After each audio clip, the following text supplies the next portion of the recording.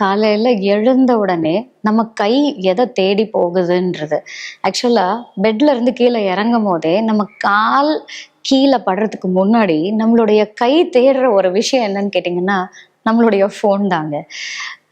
இந்த ஃபோன்ல வந்து நம்ம பார்க்கும்போது என்ன ஆகும் அப்படின்னா, நமக்கு வந்து ஒரு ஹார்மோன் செக்ரீட் ஆகும். இட்ஸ் லைக் ரிவார்டிங் மாதிரி. என்ன ஹார்மோன் அப்படின்னு கேட்டிங்கன்னா, இந்த டோப்பமைன் அப்படின்ற ஹார்மோன். இது ஒரு ஹாப்பி ஹார்மோன். ஆக்சுவலா அத பார்க்கும்போது நமக்கு ஒரு ஹாப்பினஸ குடுக்கும். ஒரே ஒரு செகண்ட் என்னன்னு பார்க்கலான்னு சொல்லி நீங்க அப்படி ஸ்க்ரால் பண்ணும்போது, நம்மள மறந்து மணிக்கணக்கா நம்ம அந்த ஃபோன்ல இருக்கறதுக்கு காரணம், நம்ம மூளையில இருந்து செக்ரீட் ஆகக்கூடிய இந்த டோப்பமைன் தான் ஒரு முக்கிய காரணமாவே இருக்கு. ஆக்சுவலா இது வந்து ஒரு நல்ல ஹார்மோன் தான். நம்மள ரொம்ப ஆக்டிவா, ஹாப்பியா, ஒரு ரிவார்ட் பண்ணக்கூடிய ஒரு ஹார்மோன். எப்பவுமே நம்ம அந்த காலத்துல எல்லாம் பாத்தீங்கன்னாக்கா, நம்ம கஷ்டப்பட்டு படிப்போம். அப்ப அதுல வரக்கூடிய அந்த சின்ன சின்ன மார்க்கு, நம்ம டீச்சர்ஸ் கிட்ட இருந்து வரக்கூடிய ஒரு அப்ரிசியேஷன், நம்ம பேரண்ட்ஸோடைய ஹாப்பினஸ், இது எல்லாமே நமக்கு ஒரு ரிவார்டா நம்ம பிரெயின் வந்து பார்த்துட்டு இருந்துச்சு.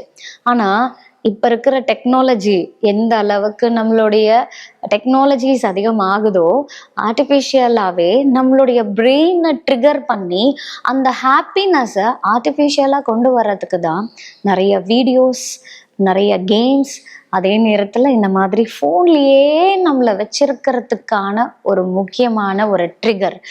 இதுல ஆர்டிஃபிஷியலாவே நமக்கு வந்து நமக்கு தேவையான ஹார்மோனை விட எக்ஸஸா அந்த டோபமைன் ஸ்டிமுலேட் ஆயிட்டே இருக்குன்னா, அது நாளைக்கு நமக்கு என்ன ஆபத்தை கொடுக்கும்னு கேட்டிங்கன்னா, டோபமைன் டாக்ஸிசிட்டி.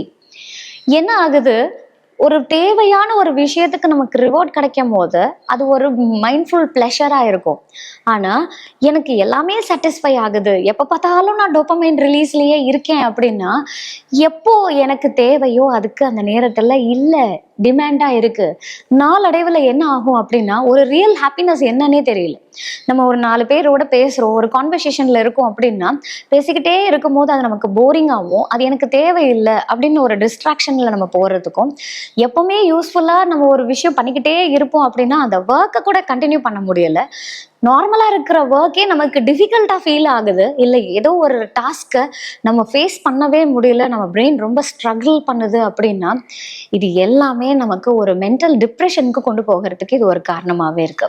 ஸோ எந்த அளவுக்கு இப்போ நம்ம ஹாப்பியாக ஃபீல் பண்ணுறோமோ, அதே அளவுக்கு இது நமக்கு ஸ்ட்ரெஸ்ஸையும் கொண்டு போகிறதுக்கு இது ஒரு காரணமாகவே இருக்கு.